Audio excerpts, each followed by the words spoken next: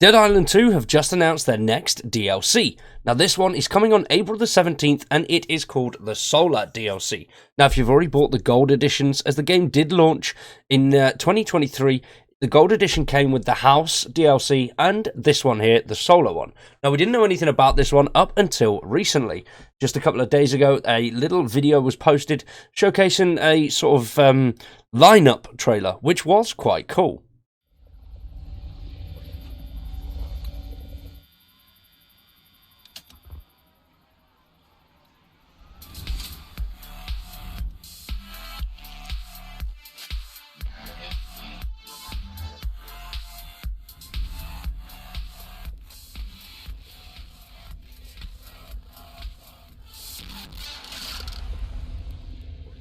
So that was the lineup trailer. Now we have a little bit more news. This was posted just the day after on Saturday the 23rd of March, and we've got some pretty cool stuff coming. Now I enjoyed the House DLC. It was loads of fun. That was a bit more nitty sort of gritty type stuff, and I do feel like this one is going to be a little bit more fun, run and gun, blowing stuff up, and a little bit more out there in terms of less seriousness, shall we say. The House DLC was quite good. It was enjoyable. Really enjoyed playing it. I am playing the game again. I've not played it for a while. I played it last when the House DLC came out. I was going to do a video on it, but I got caught up with a load of other stuff, so I never actually got round to it. So if that is something that you want to see, let me know down in the comments below and we'll get that going. But the team released this letter going over the DLC itself. The second story expansion for Dead Island 2 is on its way and will be released on April the 17th. It's putting gore-splattering zombie slapstick where it belongs on the main stage.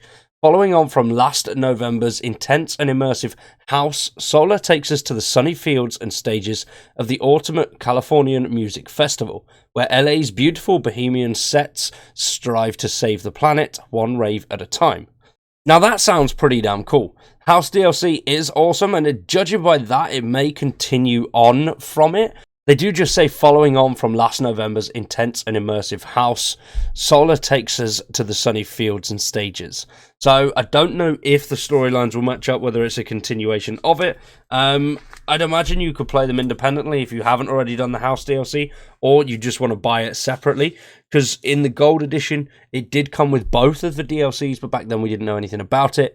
Obviously, now you can buy the DLCs separately. So whether you want to buy them separately and play them differently, that is obviously up to you. They are quite cheap. Now, the Gold Edition is currently on sale for $41.24, and that does include the 2 DLCs with it. Now, you can buy the House DLC, which is currently on sale for £8.61. There currently isn't a price for the Sola standalone DLC, but you can buy both of them, which is the expansion pass, which will get you loads of cool add-ons such as weapons, character outfits, and all that good stuff for $14.99. That is also a discounted price. Now, continuing on, they have said, only this year things are going to be very different at the Sola Festival. The mosh pits are awash with blood and body parts, while the festival goers have turned nasty. Tacos, sushi, and organic smoothies are out, whilst human flesh and brains are going down a storm. And to make things worse, the site of the festival couldn't be worse. Ancient grounds where the veil between worlds grows thin, and a malevolent presence lurks behind the psychedelic beat. Oh, so could we see some sort of trippy stuff in here? I mean, that music trailer does look a little bit sort of trancy and odd, so maybe we could see something along those lines. And something a little bit more trippy, like, do you know in Far Cry when you take the drugs and you go on a weird binge? Something along those lines. I think that could be quite cool. Now it continues. Luckily, LA's finest slayers are coming primed to party, armed with new weapons, perks, and curveballs with which to tackle the ferocious festival goers. When the zombie crowd goes crazy or new undead horrors shamble into view, it's up to you to put your show of your life. Apex zombies like the decomposing Clotter and mutilated Whipper guarantee an epic lineup.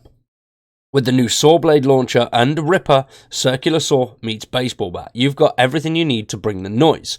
So I'm more excited, to be honest, for the weapons than the zombies. The weapons in this game are so much fun, and you can do all sorts of crazy stuff for it.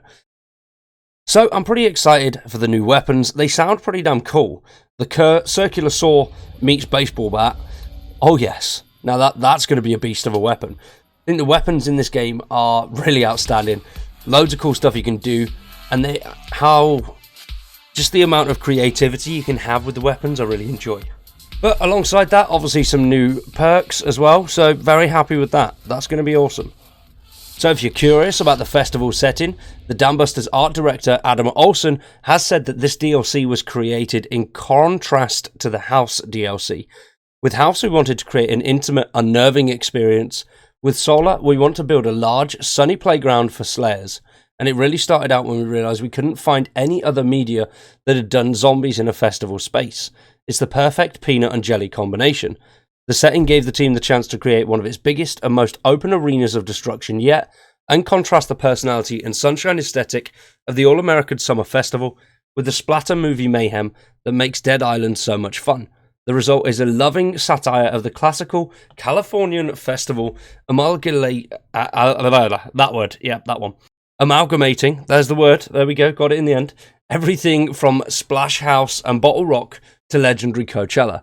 Only here, the shambling hordes are after your blood and brains, not water and a spot near the main stage. So that sounds pretty damn cool. An entirely new setting. Now, I wasn't aware that nobody's done a festival zombie experience before. I mean, why wouldn't you do that? It just seems so obvious, right? But that sounds cool. I'm liking the idea of it being vibrant and more out there than House was. As they mentioned, and as I've said, House was much more horror type, unnerving, and it was good, but it felt very constricted for Dead Island and what we've been playing throughout the previous bits of the actual map itself and the original storyline. So having something that is a bit more open and in keeping with that, just fun slasher style, quite excited for it. Now, the team continue to say that it doesn't just mean the fields, stores, and stages of VIP areas are as you'd expect. There's also a bunch of strange new characters, some fiendish festival goers that will give slayers their toughest battles yet, and they wanted the zombies attending the festival to match the aesthetic and the idea of festival goer, says lead artist Richard Smith. Not just normal people, but people who reflect the beautiful culture. They're loud, they're colourful, and they're wearing face glitter and have flowers in their hair. The whole vibe of festival goers. We really wanted to nail the atmosphere in place and give you the impression of who and where they were at the moment when they turned. Smith and Olsen are particularly looking forward to introducing slayers to a new zombie archetype, the Whipper. Now, this does sound really cool. They say they've started with the idea they want to have an enemy with a whip-like attack, but doing it without giving the zombies intelligence or tools. So they tried to cement this in body horror, and the zombie aesthetic is that we have a zombie that just scratched its body open and then started to dig in. Now it has its own intestines in its arms that it uses as a whip. Now that sounds fucking grim, but really damn cool. Fearsome up close and at range. The brand new horror still fits into the boho festival style, creating another memorable monster in-game that's already crawling with malignant, rotting critters. The festival vibe isn't just skin deep. The team have worked hard to create an interconnected world behind the stages where you can see band members, slay band members, and explore where they've stayed and played. The aesthetic soaks into every aspect of the game, from new choice weapons to the art on the curveball cards. Now that sounds phenomenal. I'm very excited for Sola. Whether we cover it in full, I'm not 100% sure yet. I might do. I didn't cover the House DLC, as I said. Some stuff came up, but really love Dead Island, and we've done a load of content on it in the past, which did really well, so hopefully this does the same. If you are looking forward to the DLC, let me know in the comments down below. For now, though, we're going to wrap that one up there. I've been Wyatt, you've been awesome, thanks for watching, and we'll see you in the next one.